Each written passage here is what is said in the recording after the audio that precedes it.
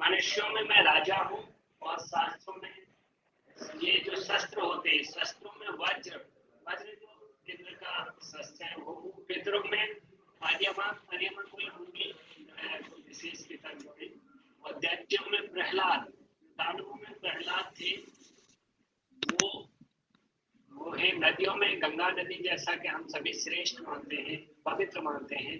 अक्षरों में आकार, और यहाँ पे बात करते हैं समासों में द्वंद्व समास है, छंदों में गायत्री, और कवियों में शुक्राचार्य को अपने आप को बताते हैं कि मैं हूँ। और महीनों में मार्गशीर्ष महीना श्रेष्ठ बताया है, और हिंदी में कहते हैं कि मैं मार्गशीर्ष महीना हूँ। ऋतुओं में बसंत, और जलाशय जो होते हैं, समुद्र जलाशय जहाँ पानी भरे जाते हैं, मैं समुद्र हूँ। घोड़ों में उच्च श्रेयवा हूँ। हाथियों में जो ऐरावत, जो कि इंद्र का वाहन है, वो हूँ। और गाँव जो गाय है उनमें मैं धेनु हूँ। गाय में बात की गई है, कामधेनु हूँ।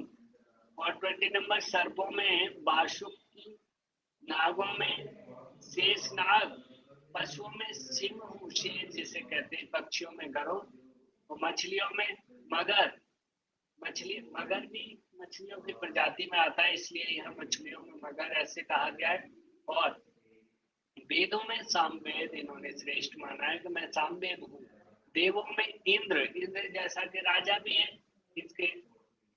और गंधर्वों में चित्ररथ, और अग्रिम बात कर रहे हैं सिद्धों में कपिल मुनि। यहाँ से ना क्वेश्चन बन जाता है। और यहाँ से वैशिवी में, जब मैंने वैशिवी योगा टीचर के लिए एग्जाम दिया था, उस वक्त ये क्वेश्चन बना था कि 3-4 ऋषियों के नाम दे रखे थे कि इसमें से भगवान श्री कृष्ण को कौन से प्रिय ऋषि प्रिय हैं, या उनमें कौन सी विभूति है। तो यह कपिल मुनि को उन्होंने श्रेष्ठ माना है, क्योंकि कपिल मुनि सांख्य दर्शन के प्रवर्तक भी है।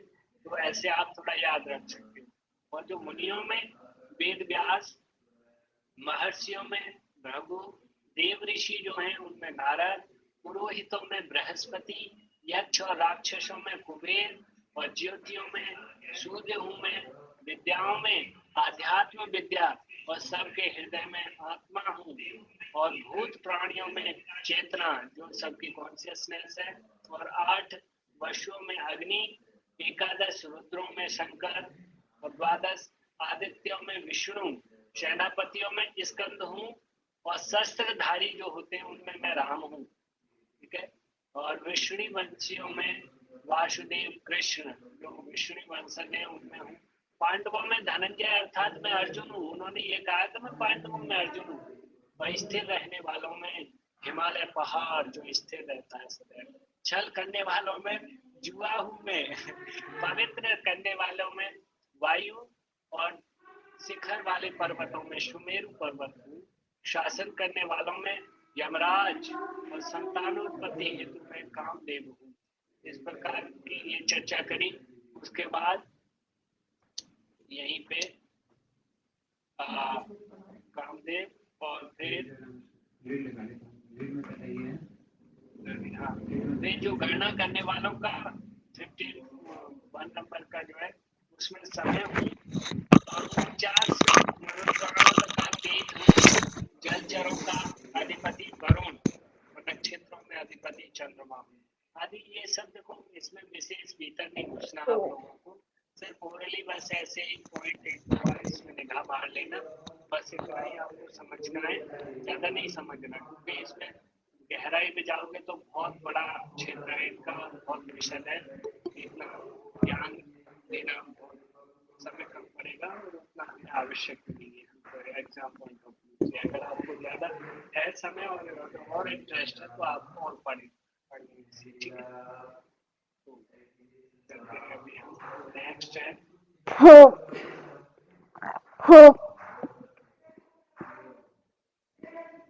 सर प्लीज एक बार फिर से वो दिखा दीजिए, उसका स्क्रीनशॉट ले लेंगे पूरा।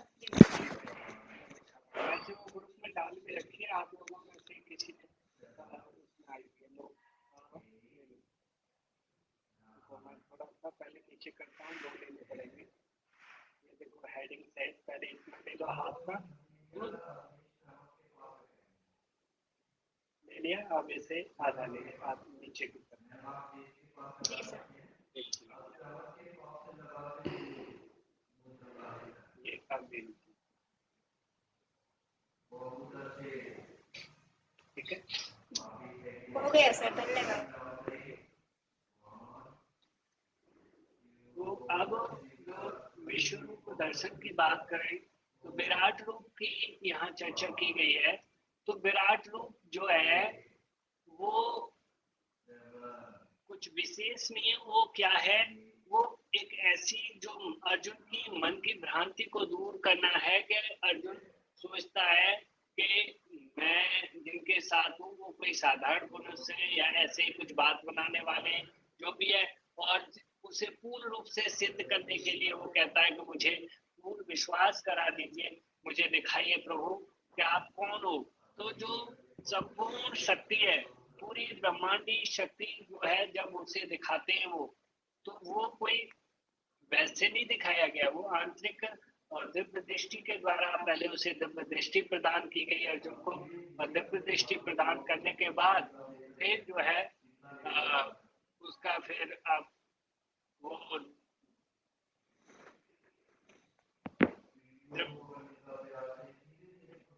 पूरी दृष्टि, ये जो सृष्टि चल रही है जिससे पूरा सृष्टि का सारे देवी देवता, सारे कार्य और सारे तत्व ये इस विराट रूप को आप देख कितना। तो जो पंच महाभूत हैं, किसी से जल निकल आए तो अग्नि निकल रही है, उसके साथ साथ इनके जो अवतार हुए हैं जैसे नरसिंह अवतार, वराह अवतार, और ये जो रघु आदि और समस्त सारे देवी देवता पूरे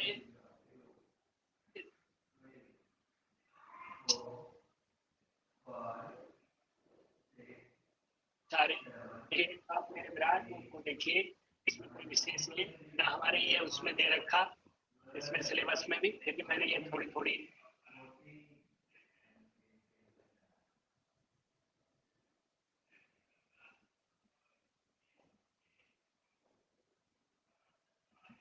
चर्चा की नहीं, ठीक है।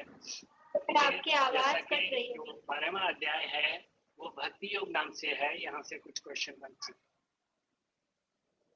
अभी मेरी आवाज ठीक आ रही है आपको? आ रही है? आपने पूरा सुनाई ही नहीं दिया। मैं ये कह रहा हूँ कि वो जो पीछे के दोनों चैप्टर्स हैं, विभूति योग और मेरा विश्व रूप दर्शन योग, तो उसमें कोई विशेष क्वेश्चन नहीं बने, और उसमें वो क्या है कि सिलेबस में भी नहीं दिए गए हैं वो दोनों चैप्टर्स। हालांकि ये बात नहीं है कि सिलेबस में नहीं दिए होते, फिर भी क्वेश्चन तो वो दे देते हैं, पर आप ओरली थोड़ा सा उस पर निगाह डाल लें, उनमें ज्यादा समय नहीं देना उन दोनों चैप्टर्स में, ठीक है। तो अब जो 12वां चैप्टर है भक्ति योग नाम से, अभी उनसे हम समझने जा रहे हैं। तो उसमें भक्ति का स्वरूप बता रहे हैं कि भक्ति कैसी होती है, भक्ति का लक्षण क्या है। तो ये इसका 12वें चैप्टर का 6वां श्लोक है। वो कहते हैं, अब ये क्या था? इसका हिंदी भावार्थ देखिए। ओ मत परायण कर्म अर्पण, ओ मत परायण कर्म अर्पण, ओ मत परायण कर्म अर्पण, मुझे करते हुए, वो मत परायण कर्म अर्पण मुझे करते हुए, भजते सदैव अनन्य मन से ध्यान जो धरते हुए।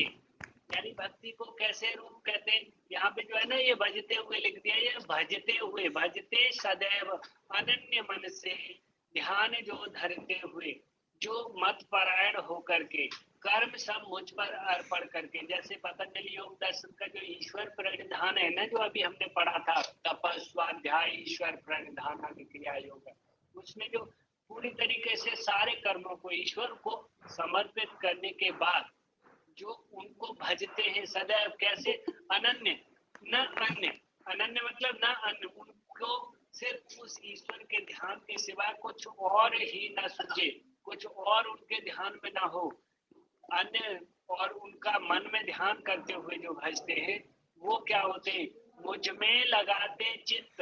उसके बाद भक्ति की और बारीकी आगे कह रहे हैं कि मुझ में लगाते चित्त उनका शीघ्र कर उद्धार में, मुझ में लगाते उनका शीघ्र कर उद्धार में, इस मृत्युमय संसार से बेड़ा लगाता पार में। जो मृत्युमय संसार है ये क्या है, जो पृथ्वी है, ये जो पूरी धरा है, ये पूरी मृत्युमय संसार है। यहाँ मरते हैं जन्म लेते हैं, मरते हैं जन्म लेते हैं, यही चीज होती है। ठीक है, तो यहाँ पे क्या है कि अगर जो भी इन पे पूरी तरीके से अपने कर्मों को समर्पित करके सिर्फ और सिर्फ ईश्वर का ध्यान करते हुए उनको भजता है, जो ध्यान करता है उनका, उन्हीं को अपने मन में बसा करके ध्यान करता है, उसको ईश्वर क्या करते हैं कि मुझ में लगाते चित्त उनका शीघ्र कर उद्धार में, उनका ईश्वर स्वयं शीघ्र से शीघ्र उद्धार कर लेते हैं और इस संसार रूपी मृत्यु और जन्म मरण के आदि के जो झंझट है, जो कहे बंधन है, उससे मुक्ति दिला देते हैं। तो इस प्रकार से यहाँ भक्ति के स्वरूप की चर्चा कर दी गई। आगे जो 13वां अध्याय है वो क्षेत्र क्षेत्र के। हेलो सर जी, हेलो सर, 13 जो 12वां श्लोक है इसी का श्रेय ज्ञानम अभ्यास स्टार्ट होता है वो। अच्छा, कौन सा 12वां? इसी इम्पोर्टेंट टाइप से लगता है जी सर। एक मिनट, एक्चुअली यहाँ से ऐसे तो देखो सारे ही इसमें कुछ ना कुछ बनते हैं, लेकिन यहाँ देखा जाए तो हमने देखा है कि हमें बस विशेष रूप से वो चीज कलेक्ट करनी है जो ज्यादा मुख्य है। ठीक है, वैसे तो क्या है कि पूरी भगवत गीता ज्ञान की दृष्टि से तो मुख्य ही है, पर लेकिन यहाँ से क्वेश्चन ये पर्टिकुलर ये वाला श्लोक से थोड़ा सा स्पेशल टाइप से लगा। ठीक है, ठीक है, हम चर्चा कर लेते हैं। आप कह रहे हो श्रेयो ही ज्ञानम विशिष्यते ध्यानात् कर्म फल त्यागात् शांति अनंतरम। कहते हैं अभ्यास पथ से ज्ञान उत्तम। जो अभ्यास यहाँ पे जो है ना, इन्होंने कह दिया था जो अभ्यास पथ से ज्ञान उत्तम, ज्ञान से गुरु ध्यान है। और यहाँ पे जो बोला गया है कि अभ्यास से ज्ञान उत्तम और ज्ञान से गुरु ध्यान को उत्तम बताया है, और गुरु ध्यान से फल त्याग करता त्याग शांति प्रदान है। और इससे भी जो श्रेष्ठ है जो फल की त्याग करना बिना यानी डिटैचमेंट, जो भी निष्काम कर्म, वो जो है बहुत ज्यादा श्रेष्ठ है, करता शांति प्रदान है, उससे व्यक्ति मनुष्य को शांति मिलती है, ऐसा कहते हैं। यानी कि अभ्यास से ज्ञान और ज्ञान से गुरु ध्यान और गुरु ध्यान से भी फल त्याग, क्योंकि हर एक सकामता जिसमें कि आसक्ति त्याग, कर्ता त्याग शांति प्रदान है। और जो त्याग है इस फल की इच्छा को छोड़ना, फल को त्यागना, वो जो है उससे मनुष्य को वास्तविक शांति मिलती है, ऐसा कहा गया है। ऐसा तो पहले भी हम पढ़ चुके हैं, मुख्य रूप से कहीं ना कहीं पूरी भगवत गीता का जो सार जाता है वो निष्काम कर्म कितनी जगह न कहा गया है, हर जगह लौट करके वही बात आती है कि आप विदाउट फल की अच्छी इच्छा की आसक्ति से रहित होकर के कर्म करें। ठीक है, क्लियर हो गया है सर? ज्ञान से गुरु श्रेष्ठ बोला ना आपने? ज्ञान से यहाँ की गई है चर्चा। अभ्यास से ज्ञान श्रेष्ठ है, अभ्यास से ज्ञान और ज्ञान से गुरु ध्यान। अच्छा, लेकिन जो व्याख्या दी हुई है उसमें परमेश्वर के स्वरूप का ध्यान श्रेष्ठ है, ज्ञान से मुझ परमेश्वर के स्वरूप का ध्यान श्रेष्ठ है। और यहाँ पे जो जी व्याख्या में दिया हुआ है कि अभ्यास से ज्ञान श्रेष्ठ है, ज्ञान से मुझ परमेश्वर के स्वरूप का ध्यान श्रेष्ठ है, गुरु नहीं दिया हुआ, तो थोड़ा सा कंफ्यूजन। वैसे भी यहाँ पे जो है ना गुरु का अर्थ श्रेष्ठ ही है, और गुरु जो मुख्य रूप से देखा जाए तो ये वो ऐसे गुरु नहीं है कि जो कि हम आजकल जो गुरु जिन्हें बनाते हैं वो वाली चीज नहीं है। या श्रेष्ठ गुरु ध्यान गुरु से तात्पर्य है वो ईश्वर का ही रूप है, कुल मिला के ईश्वर का ध्यान करना। ठीक है, ईश्वर परिधान वाली जो ऊपर बात आई थी कि मत परायण कर्म कर्म मुझमें मुझसे अर्पण मुझसे करते हुए, ठीक है, वही चीज है यहाँ पे कि जो गुरु का ध्यान है या फिर ईश्वर ध्यान है जो समर्पित होकर के पूर्ण तरीके से उसी का ध्यान करते रहना ही वो श्रेष्ठ है।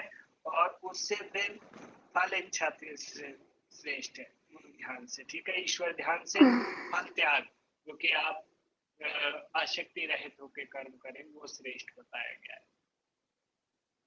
कुल मिला के यहाँ पे आपको सिर्फ ये समझना है, ये पीछे भी पढ़ चुके हैं हम कि जो निष्काम कर्म वाली बात आ रही है, अर्थ में निकल के क्या ही निष्काम कर्म था, आसक्ति से रहित, वो श्रेष्ठ चीज मानी है, वो चीज आपने यहाँ भी देखनी है। ठीक है, आगे आप 13वें क्लियर हो गया होगा जहाँ तक ऐसा लिखा। 13वें अध्याय में चलते हैं। इसमें क्षेत्र और क्षेत्रज्ञ विभाग योग की चर्चा की गई है। हालांकि इस चैप्टर की चर्चा ही नहीं है अपने सिलेबस में, लेकिन फिर भी हम इसे पढ़ेंगे क्योंकि इससे क्वेश्चन पिछली बार भी बना था और क्वेश्चन बनते हैं। तो यहाँ पे क्षेत्र और क्षेत्रज्ञ क्या है इसमें समझेंगे। 13.1 में अभी समझ रहे हैं हम। तो कहा जा रहा है यहाँ पे जो पहला है 13वें चैप्टर का जो पहला श्लोक है उसी को देखें हम। तो कहा जा रहा है इदं शरीरम कौन्तेय क्षेत्रम इत्यविधीयते एतद्यो वेत्ति तं प्राहुः क्षेत्रज्ञ इति तद्विदः। कहा जा रहा है कौन्तेय यह तन क्षेत्र है, ज्ञानी बताते हैं यही। जो ज्ञानी लोग कहते हैं कि ये जो हमारा शरीर है, ये जो काया है वो क्या है, वो क्षेत्र है। यानी शरीर को क्षेत्र कह दिया। इवन मैं आपको आगे चल के और इसका विस्तृत पता लगेगा कि क्षेत्र भी सृष्टि है और शरीर भी सृष्टि से ही बना हुआ है, जो पंच महाभूत है उनसे बना हुआ है ना। तो आगे चल के बात आएगी कि जो क्षेत्र है वो प्रकृति है और जो है उसमें उसका भोग करने वाला, या फिर हम कहें जो शरीर क्षेत्र है तो इस शरीर में कौन रहता है, क्षेत्रज्ञ उसे कहते हैं जिसका वो एरिया हो, जिसमें वो रहता हो। तो वो आत्मा रहता है, जीवात्मा रहता है, तो वहां क्षेत्रज्ञ जीवात्मा हो जाएगा। जो जानता इस क्षेत्र को क्षेत्रज्ञ कहलाता वही, जो इस क्षेत्र को जानता है कि इसका क्या रूप है, कहाँ तक विस्तार है, इसके क्या गुण हैं, वो उसे क्षेत्रज्ञ कहते हैं। ठीक है, इस श्लोक में तो ये समझे हम। बाकी आगे फिर कह रहे हैं, आगे अब केवल क्षेत्र का स्वरूप बता रहे हैं कि और विस्तृत समझा रहे हैं। वो कह रहे हैं जो 5th नंबर के श्लोक पे जाएंगे, यानी इसी चैप्टर के।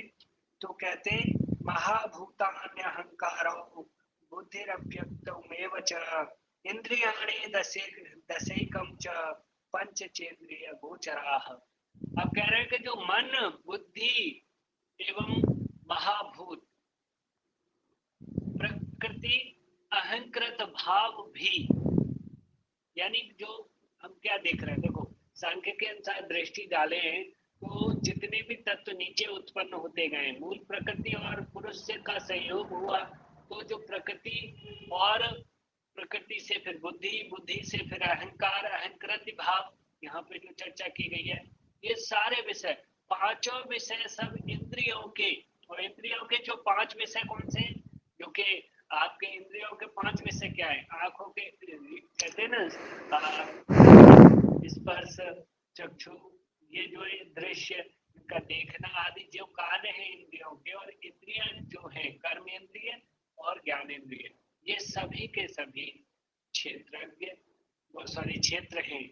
यहाँ पे ये ऐसा कहा जा रहा है। तो कुल मिला के हम और सही से समझे तो जो नीचे के सांख्य के अनुसार जो 23 तत्व थे, तो इवन उसमें प्रकृति को भी ऐड करके, प्रकृति भी मूल प्रकृति कहे के 24 तत्व कहे, वो सारा क्षेत्र है, और जो पुरुष है वो क्षेत्रज्ञ होगा। ठीक है, तो आगे कह रहा है सुख दुख इच्छा द्वेष धृति संजात एवं चेतना। इसके साथ साथ ये जो सुख दुख आदि भी हैं, इन्हें भी संक्षेप में यह क्षेत्र है समुदाय जो इनका बना। ये भी सब क्षेत्र कहे जाते हैं जिसमें कि सुख दुख का जो सहयोग है, धृति है, ये हमारी जो सोच आदि और चेतना है, वो सब भी क्षेत्र ही कही गई है। ठीक है। उसके बाद बात आती है धृति मतलब क्या होता है? धृति मतलब होता है जो ये जो एंकर है, ये ऐसी शक्ति है जो धरती का मतलब है प्रॉपर अर्थ देखें तो जो, एक मिनट में अभी क्लियर करा देता हूँ क्योंकि धी और धरती दो थे।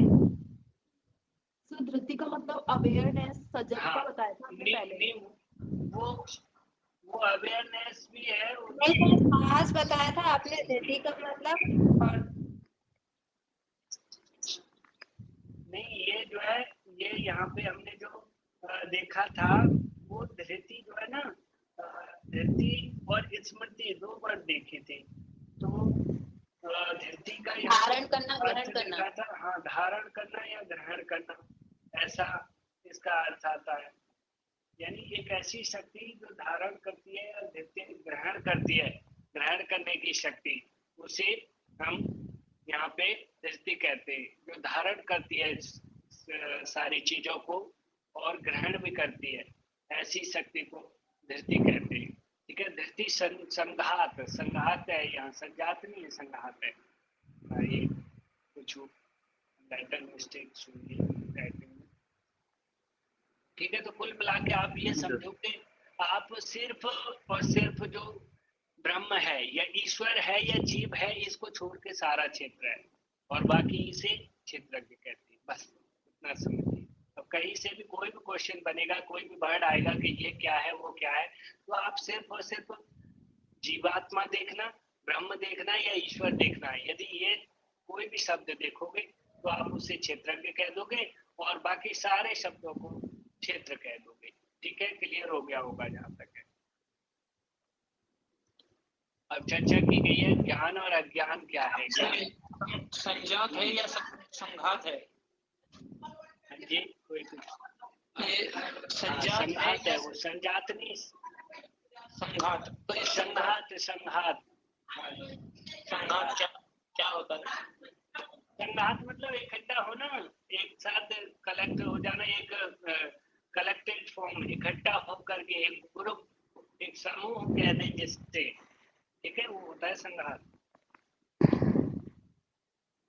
अब आता है ज्ञान और अज्ञान का स्वरूप। तो क्या कह रहे हैं, जो 11वें नंबर का 13वें चैप्टर का जो 11वें नंबर का जो श्लोक है, वो कहता है आध्यात्म ज्ञान व तत्व ज्ञान विचार यह सब ज्ञान है। आध्यात्म ज्ञान, आध्यात्म ज्ञान और तत्व ज्ञान, तत्वों को समझना, जो अभी हम सांख्य के अनुसार चर्चा कर रहे थे, पतंजलि के अनुसार कि जो इनकी तत्व मीमांसा है, इनको समझना और केवल समझना ही नहीं, इनको समझ के इनके औचित्य और इनका जो प्रयोजन है इस पूरी सृष्टि में, उस चीज को समझना, उसे कहते हैं, ये तो सब ज्ञान कहलाता है, इससे ज्ञान कहते हैं। और आध्यात्म ज्ञान को, और जो आध्यात्म ईश्वर प्रणति और ईश्वर मोक्ष मार्ग का जो रास्ता है, वो जो है वो वाला ज्ञान, और प्लस जो हर एक ये जो तत्व मीमांसा जिससे पूरी ये सृष्टि चल रही है, उसे ज्ञान कहते हैं। और इसके विपरीत जो कुछ है सभी अज्ञान है। ज्ञान और अज्ञान का रूप कह रहे हैं ना, तो इसके विपरीत जो भी है, इससे जो अलग है, इसके जो विपरीत रूप में है, वो सब क्या है, अज्ञान है। तो यहाँ पे दो चीज याद रखनी है। ज्ञान किसे कहा है, आध्यात्म ज्ञान और तत्व ज्ञान। तत्व ज्ञान का जो विचार है या तत्व ज्ञान, ये तो ज्ञान है, और जो इसके विपरीत जितनी भी चीजें हैं वो सब क्या है, अज्ञान है। ठीक है। अब आता है क्षेत्रज्ञ का स्वरूप, चर्चा कर रहे हैं यहाँ पे। क्षेत्रज्ञ के बारे में कह रहे हैं कि 12वें नंबर का श्लोक है, अब वह बताता ज्ञेय जिसके ज्ञान से निस्तार है। अब वह बताता ज्ञेय जिसके ज्ञान से निस्तार है। नहीं जो असत सत परम ब्रह्म अनादि और अपार है। जो असत नहीं है, सत है और परम ब्रह्म है और अनादि है, यानी जब से सृष्टि चली है उससे भी और पहले अनादि है और अपार है। और उसकी जो सीमा है या उसका जो रूप है, जो भी कहें, उसका जो क्षेत्र है वो अपार है, उसकी कोई सीमा नहीं है, ऐसा कहा गया है। किसके बारे में कह रहे हैं? अभी क्षेत्रज्ञ के बारे में। यहाँ क्षेत्रज्ञ का स्वरूप चल रहा है, ठीक है। आगे कह रहे हैं सर्वत्र उसके पाणी पद, हर जगह उसके पानी मतलब क्या होता है? पानी होते हैं, बताइए कोई किसी को पता है पानी क्या होता है? पैर पैर नहीं, पानी हाथ पैर होता नहीं है, होते, पानी हाथ पानी होते, हाथ पद होते हैं। पैर होते। यहाँ पे पानी सर्वत्र उसके पानी मतलब हाथ और पद मतलब पैर। सर्वत्र उसके हाथ पैर हैं, सिर नेत्र हैं, मुख सब ओर ही और चारों दिशाओं में उसका मुंह है, नेत्र है, सिर है। ये सारी चीज, यानी कहते हैं ना कि कोई नहीं देख रहा लेकिन ईश्वर देख रहा है, वो क्षेत्रज्ञ देख रहा है। तो उसका मतलब क्या है? वो हर जगह दृष्टि रखता है, हर तरफ उसकी दृष्टि है, हर तरफ उसके हर तरफ पैर हैं, हर तरफ उसके हाथ हैं आदि। और सर्व सब और उसके कान हैं, सर्वत्र फैला है वही। हर तरफ उसके कान है, वो सब कुछ सुन लेता है और हर तरफ फैला हुआ है। कौन? क्षेत्रज्ञ। अब उसके बाद कहते हैं भीतर वह बाहर प्राणियों में दूर भी है, पास भी है। प्राणियों में भीतर भी है और बाहर भी है। जो जीव है जितने भी, उनके अंदर भी वास करता है और बाहर भी वास करता है, ठीक है। और कह रहे हैं वह चर है, अचर, अति सूक्ष्म है, जाना नहीं जाता कभी। जो एक ऐसा है कि जिसे हम जान नहीं सकते, उसे जानना इतना सरल नहीं है, वो अति सूक्ष्म है, ऐसा कहा गया है। आगे कह रहे हैं अविभक्त होकर प्राणियों में वह विभक्त सदैव है। एक तो अविभक्त कहते हैं जो कभी टूटे ना, जिसे अलग ना किया जा सके, विभक्त ना किया जा सके, वो अविभक्त है, जो जिसे विभक्त ना किया जा सके। और अविभक्त होकर भी फिर भी वह प्राणियों में सदैव विभक्त रूप में है, हर प्राणियों में अलग अलग रूप में बसा हुआ है, ये कह रहे हैं। आगे कह रहे हैं वह ज्ञेय पालक और नासक जन्मदाता देव है। वो ज्ञेय है जिसे जो सब कुछ जानता है, पालक है जो पालनहारा है, और नासक है जो सृष्टि का नाश करने वाला भी यही है, और जन्मदाता है जो जन्म को देने वाला देव है। ये ऐसा इसका रूप बता रहा है।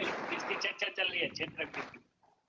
और कह रहे हैं आचार्य जी यहाँ पर ईश्वर को कह रहे हैं या फिर जीवात्मा को?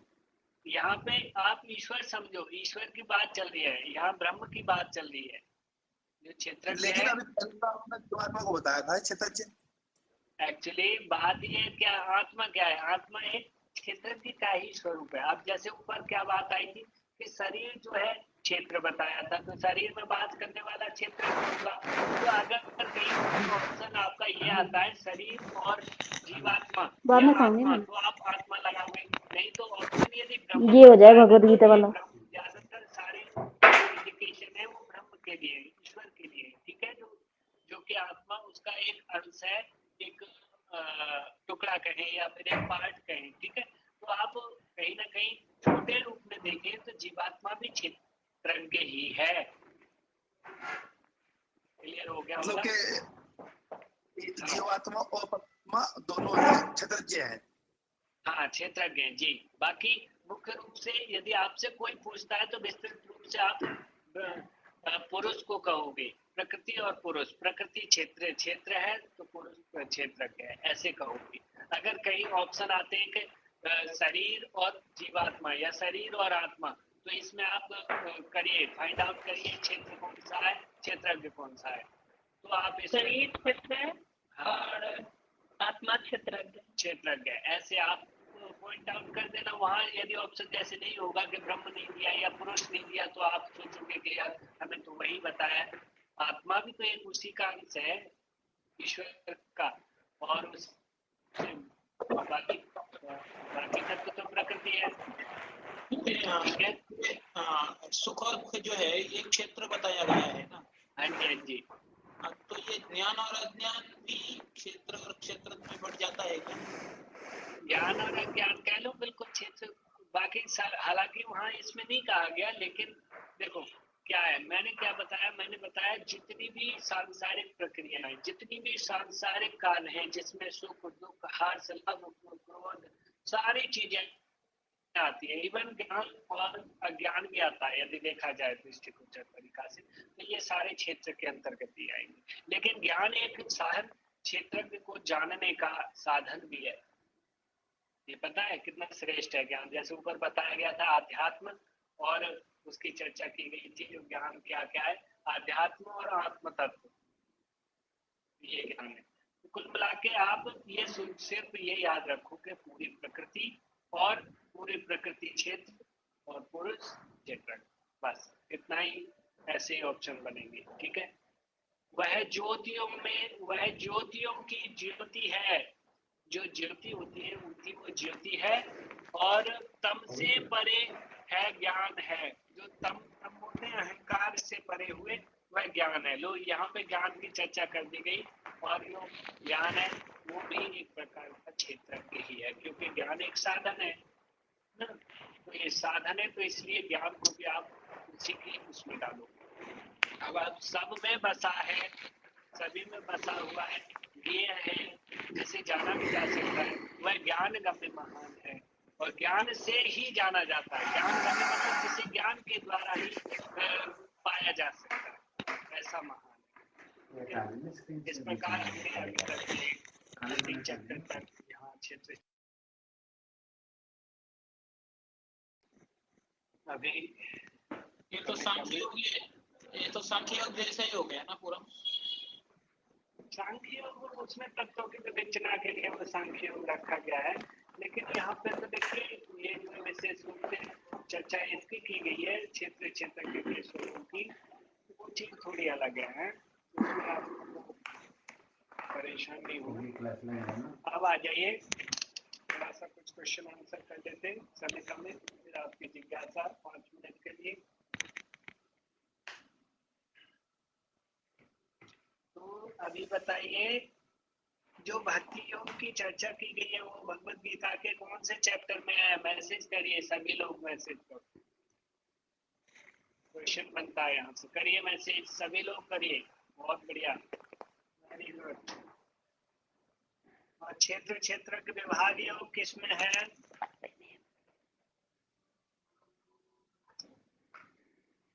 वेरी गुड, बहुत अच्छे। अभी बताइए, जो पंच महाभूत हैं वह क्षेत्र है या क्षेत्रज्ञ है?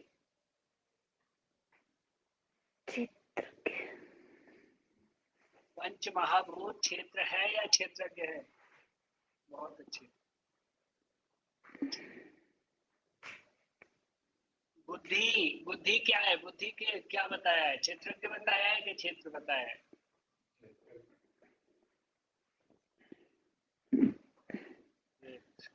वेरी गुड, सभी लोग समझ रहे, बहुत अच्छी, मानसी त्यागी जी।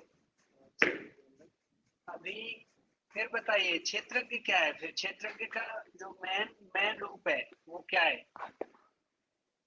ईश्वर कहें, आत्मा कहें, ब्रह्म कहें, बात वही है, पुरुष कहें, ये सब एक कहीं ना कहीं एक ही के पर्यावाची है, पर लेकिन मोटे रूप पे देखा जाए तो प्रकृति और पुरुष, जैसा कि सांख्य जी ने बोलता है, तो ऐसे ही इन्हें प्रकृति और पुरुष आप ऐसे करके आपको बोलना है।